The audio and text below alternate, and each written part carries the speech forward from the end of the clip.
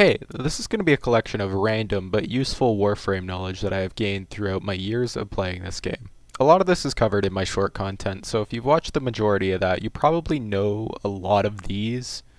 That being said, there's still some new-ish things in here, and I cover a lot more in detail when I can. Overall, I hope some of this is at least somewhat useful to you, or hopefully you just find it interesting.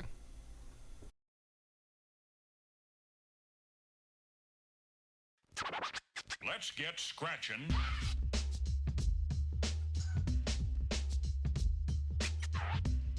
Many of you may already know this, but Breach Surge can actually inherit certain weapon buffs. Among these is Biting Frost on, well, Frost, allowing Breach Surge to red crit. Since Breach Surge already takes the initial damage of the spark causing hit into account, this allows you to double dip on the critical damage and chance of Biting Frost, causing immense damage. This isn't limited to Frost buff, however. Lavos' Valence formation can also affect Breach Surge, along with Arcane Arachne and a bunch of other varied effects. Breach Surge isn't the only ability to do this either. Null Star and Jade Stars come to mind. The wiki has a really good article on this, and I highly recommend reading it. I'll put a link in the description for those of you who want to read about it. But, for example, just look at some of the footage here on what you can do with this.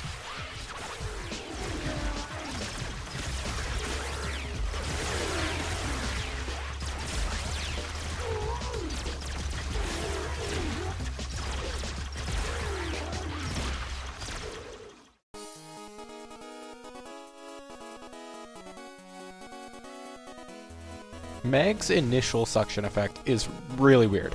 Instead of any reasonable scaling, it actually exists until the source enemy's ragdoll disappears. Thankfully, we can manipulate this by using Trinity's Well of Life. This allows you to use weapons with infinite punch through, notably a lot of bows, namely the Incarnate bows and the Natteruk, to create a black hole of death.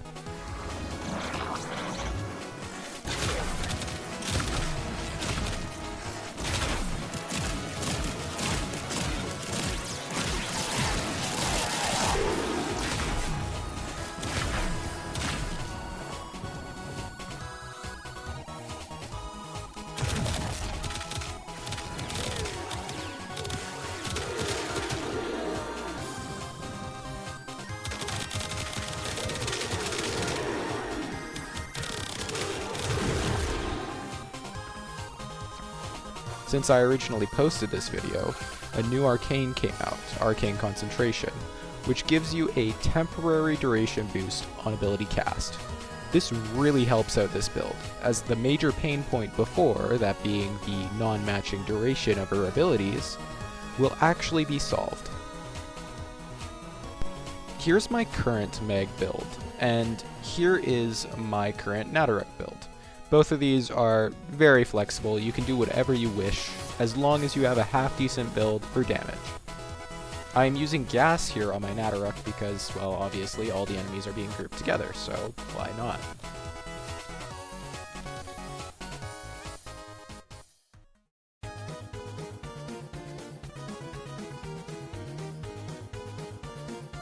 As it turns out, infinite ammo in Warframe is really absurd, and Arcane Pistolier here is one of the easiest ways to access it.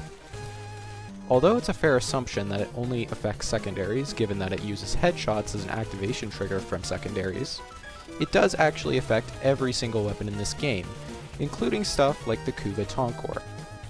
Now, the Kuva Tonkor has a relatively decent fire rate for a blast weapon, but it only has 1 meg capacity. So, instead of reloading, if we just take Arcane Pistolier here, we can shoot it like it's a minigun.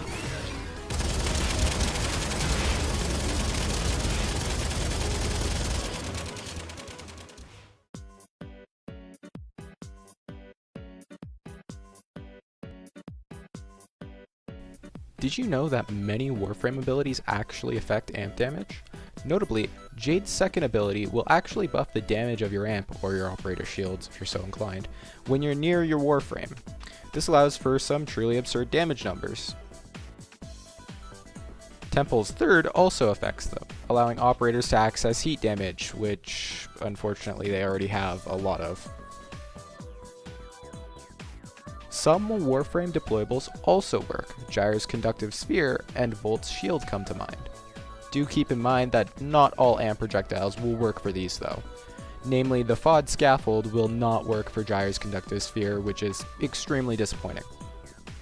Through some careful modding, AMPs can also gain 100% ammo efficiency, making these builds much more potent, given you can just shoot like 20,000 FOD glaives and wait until the enemies die. It works 100%. Finally, decrees work. All decrees, to my knowledge, that affect weapons will work for this. This makes Kome one of the best stack sticks in the game. Unfortunately, I'm not going to farm these decrees exclusively for this video. Here's some footage from the original video on it, but it takes some time, but it's really amazing. I genuinely, if you're going to try out anything in this video, try out this. It is so dumb.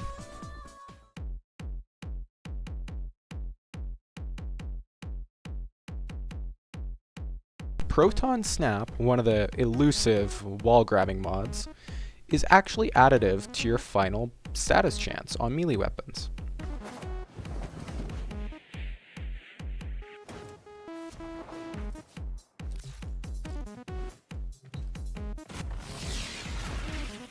Since it's additive and it's a final buff to your status chance, you can use this on frames like Ash, where the status chance is just absolutely shit in the gutter. It's like 5%, it does nothing. This allows you to use gas. Now in this build, you'll notice that my Warframe setup leads to radiation. What you need to keep in mind here is that Proton Snap will apply in order of the mods. So if I have radiation, and then my Proton Snap is in the first slot, it will create gas and electric, which is why I have melee influence equipped here.